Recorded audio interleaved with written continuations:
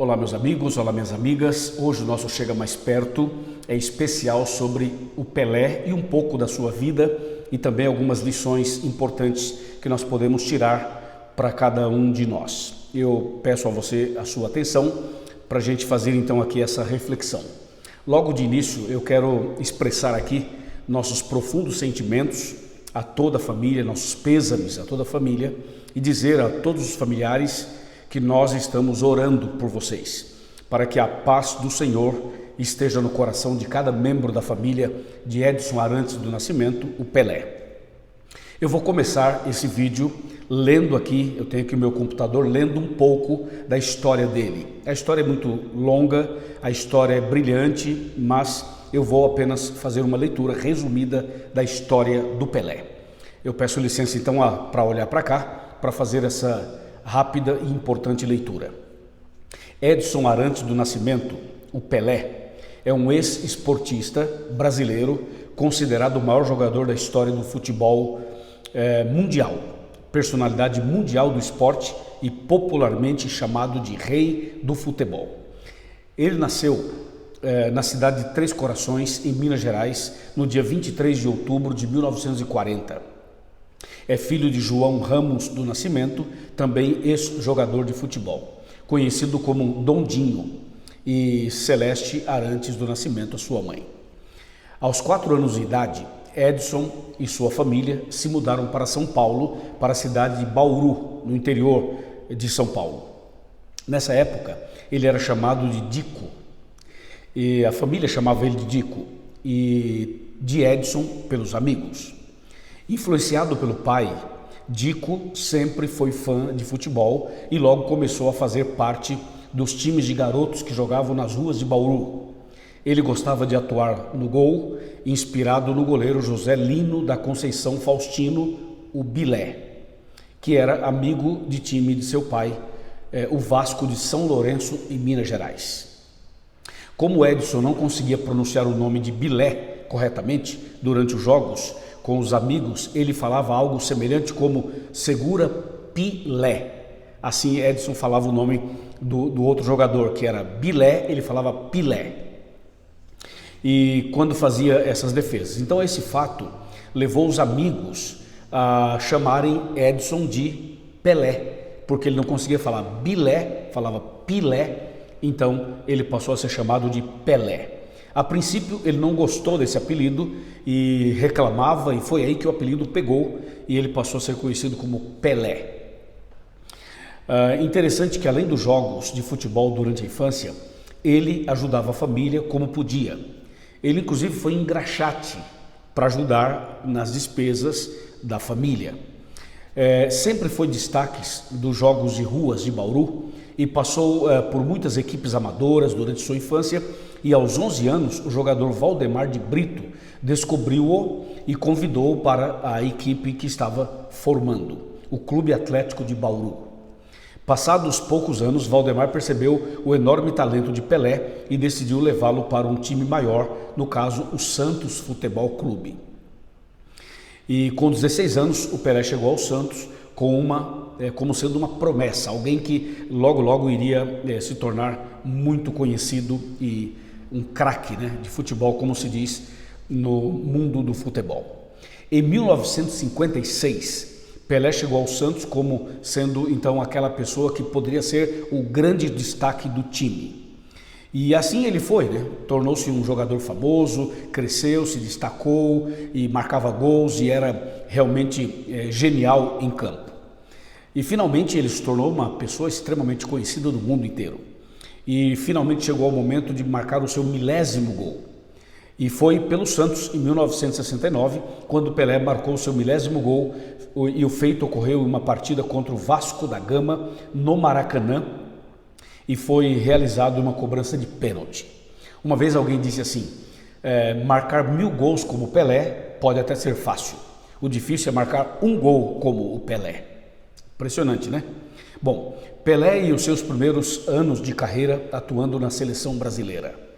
Pelé é até hoje o jogador mais novo a vencer a Copa do Mundo de futebol. Com apenas 17 anos e 8 meses, Pelé foi campeão do mundo em 1958 na Suécia, O então garoto fez 6 gols em sua primeira Copa do Mundo e foi o artilheiro do Brasil.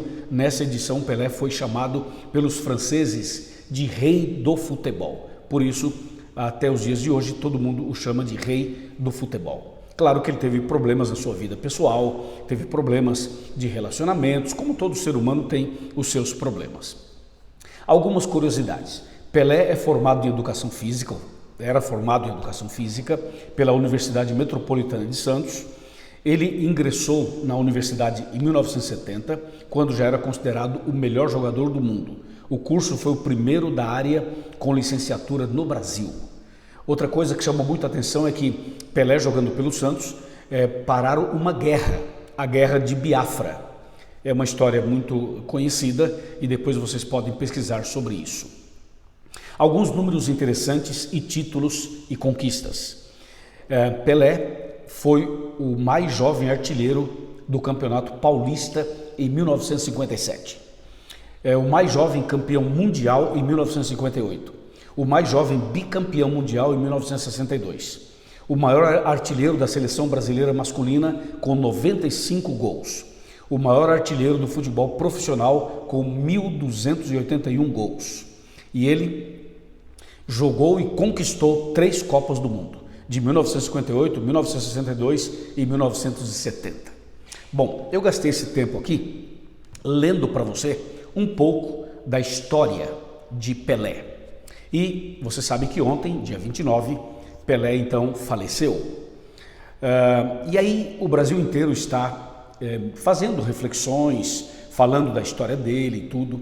E nós sabemos que perder uma pessoa é muito difícil, e quando uma pessoa é muito querida, se torna ainda muito mais difícil. Mas eu queria chamar a sua atenção para um detalhe muito importante. O Pelé não foi o que foi por acaso. Ele era dedicado, ele era uma pessoa focada, ele era uma pessoa que tinha uma meta clara, tinha um objetivo claro, e ele se dedicava totalmente à sua profissão. Por isso ele foi o melhor do futebol. E aqui fica uma lição para nós. Nós devemos ser o melhor naquilo que nós fazemos. No nosso caso, somos cristãos, e como cristãos devemos ser os melhores cristãos. Por quê? Porque Jesus Cristo é o nosso modelo. Jesus Cristo é o Rei dos Reis e o Senhor dos Senhores. É o nosso Salvador. E nele nos inspiramos. Ele é o nosso modelo por excelência. E nós devemos sempre buscar o nosso melhor como servos de Deus, como seguidores de Cristo. Aqui, por exemplo, em Tiago 4,14, nós temos um texto muito contundente, muito forte, que fala assim: vocês não sabem o que sucederá amanhã. O que é a vossa vida? Sois apenas como a neblina que aparece por um instante e logo se dissipa. Então você vê, todos nós estamos sujeitos à morte, seja uma pessoa anônima ou famosa, uma pessoa rica ou pobre, uma pessoa cristã ou muçulmana, budista ou espírita, judeu, judia ou agnóstica. Ou seja, todo ser humano um dia virá a óbito, como aconteceu com Edson Arantes do Nascimento, que viveu um pouco mais de 80 anos. Veja que o texto fala que nós não sabemos o que sucederá amanhã. O que é a nossa vida? Nossa vida é como uma neblina que aparece hoje e amanhã desaparece. Por isso, assim como Pelé era focado no seu trabalho, nós devemos ser focados, sobretudo, na nossa vida espiritual, na comunhão com Deus, na leitura da Bíblia, na obediência aos mandamentos de Deus. Por quê? Porque tudo nessa vida passa. E quando a gente morre, a gente não leva nada. O dinheiro, os troféus, a fama, as medalhas, as conquistas, não leva nada. Todo mundo nasce igual e todo mundo morre igual. Então a grande questão é a seguinte: será que eu devo dedicar meu tempo somente para esta vida? Não. Somente para conquistas aqui? Não. Nós devemos viver esta vida nos preparando para a vida eterna. Veja, essa vida só será bem vivida quando for gasta, dedicada a alguma coisa que é melhor e maior que essa própria vida. Por quê? Porque um dia todos vamos morrer. E depois que a pessoa morre, ficam as memórias, o exemplo, fica tudo isso. Mas o fato é que a pessoa um dia vai morrer. E tem um detalhe importante: quando a pessoa morre, ali define a eternidade dela. Ou seja, quando a pessoa vai a óbito, ou ela morre salva ou ela morre perdida. Nós não podemos definir quem morre salvo e quem morre perdido. Só Deus sabe, só Deus pode fazer o juízo sobre isso. Mas o fato é que enquanto estamos vivos, temos que aproveitar esta oportunidade para buscar mais a Deus, servir mais a Deus, nos dedicar mais a Deus. Ora, se os atletas se dedicam tanto aos seus esportes, se os atletas, muitas vezes eles se fecham, se concentram e muitas vezes não comem isso, não comem aquilo, não frequentam certos lugares, não fazem certas coisas porque precisam ter um melhor rendimento, um melhor preparo para um campeonato, para uma disputa, para alguma coisa. Se esses atletas levam tão a sério a conquista por uma medalha de ouro, ou de prata, ou de bronze, ou um troféu, ou uma copa, quanto mais nós devemos nos dedicar ainda mais, na comunhão com Deus, porque o que nós estamos esperando é muito mais do que uma coroa, uma medalha, um troféu. O que nós estamos esperando é a vida eterna. Veja, o Apocalipse fala muito sobre isso, e eu quero ler apenas um versículo relacionado a isso. Está aqui em Apocalipse capítulo 2, verso 10, que fala assim: não temas as coisas que tens de sofrer, eis que o diabo está para lançar em prisão alguns dentre vós, para serem postos à prova, e tereis uma tribulação de 10 dias, sê fiel até a morte, e dar-te-ei a coroa da vida. Ou seja, o que Deus tem para você é a coroa da vida eterna, ou seja, a vida eterna, entendeu? Ou seja, quem morre em Cristo um dia vai ressuscitar na volta de Cristo e terá vida eterna. E quem morre perdido vai ressuscitar somente depois dos 1000 anos para a condenação eterna. Então a grande questão é, você e eu estamos preparados? Você e eu estamos nos preparando? Então esse é o momento de reflexão. É importante que a gente se inspire em pessoas que fizeram coisas extraordinárias, mas acima de tudo que nós tenhamos Jesus Cristo como nosso modelo, como nosso exemplo, como nosso guia, como aquele que nós devemos imitar. O próprio Cristo foi claro ao dizer que nós devemos ser imitadores dele. O apóstolo Paulo falou: sejam meus imitadores como eu sou imitador de Cristo. E foi Jesus quem disse: eu sou o caminho e a verdade e a vida. Ninguém vem ao Pai senão por mim. Entendeu? Então hoje é um momento de reflexão, para que a gente possa tomar uma decisão, para que a gente possa melhorar, para que a gente possa crescer, para que a gente possa nascer de novo, para que cada um de nós possamos nos preparar para a breve volta de Cristo Jesus. Lembrando o texto de Tiago 4,14, você não sabe o que acontecerá amanhã. O que é a sua vida? Você é apenas uma neblina que aparece por um instante e logo desaparece. Que Deus abençoe você, que Deus abençoe a mim, que Deus abençoe cada um de nós. Não perca tempo, não perca nem um minuto mais.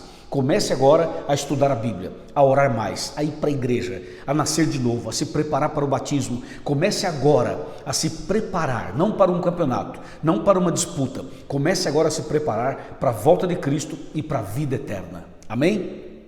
Que Deus te abençoe. Eu quero me preparar. E você, também quer se preparar? Levante a sua mão e diga: eu quero me preparar. Eu aceito me preparar. Eu quero me preparar para a vida eterna. Entendeu? Você pode não ter as conquistas aqui na terra, materialmente falando. Você pode não ter dinheiro. Você pode não ter fama. Você pode não ter troféus. Você pode não ter medalhas. Mas você pode ter Jesus no coração, você pode ter a esperança da vida eterna, você pode ser um seguidor de Cristo, não importa quem você é, Jesus chama você para o novo nascimento e para a vida eterna. Que Deus te abençoe, que Deus abençoe a mim e que juntos nos preparemos para a eternidade. Vamos orar.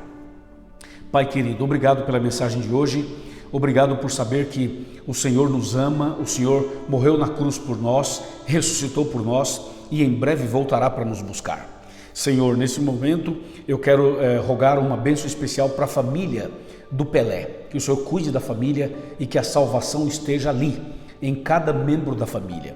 E sobretudo, que o Senhor abençoe essa pessoa que ora comigo, para que ela possa se dedicar ainda mais, não para um esporte, mas sobretudo se dedicar na vida espiritual, na comunhão, na obediência, imitando a Cristo, seguindo a Cristo, para ir para o céu naquele grande dia.